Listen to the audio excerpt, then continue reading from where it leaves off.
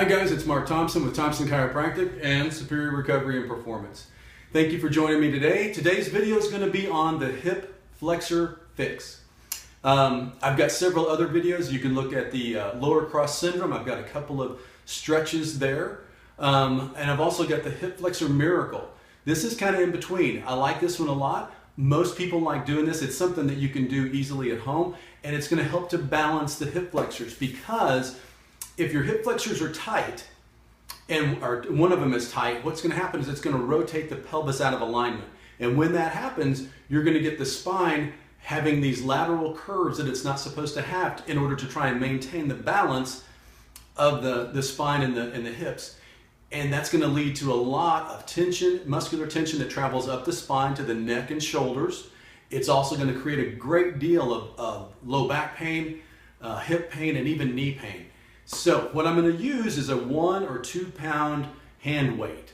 It's important that you don't go bigger than that because we want a small end. We want the end to fit right on top of the muscle.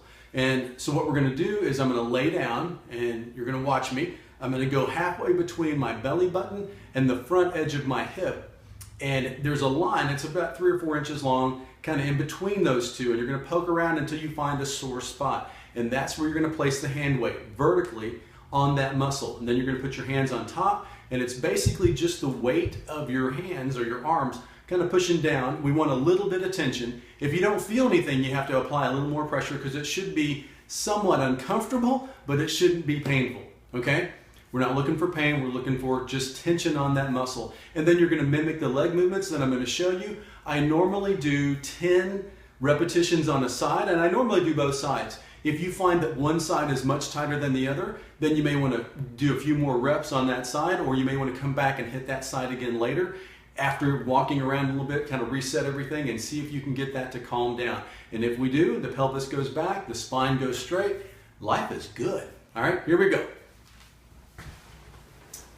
So I'm going to lay on the table, find my belly button and the front edge of my hip. I'm going to go halfway in between. I'm going to poke around until I find a tender spot, and that's where I'm going to place the weight on end, just like this. Put my hands on top, and I'm going to apply a little bit of downward pressure. Then I'm going to flex my knee, my hip, like this. Go back down straight, out to the side, and we're going to do this for up to 10 to 15 repetitions on this side, okay?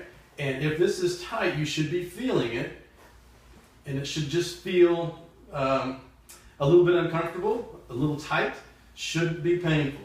So we're going to do this 10 times and stop. So that's it. That's the hip flexor fix. Thank you for joining me. Let me know what you think. Thanks for checking me out on Facebook and Twitter. See you soon.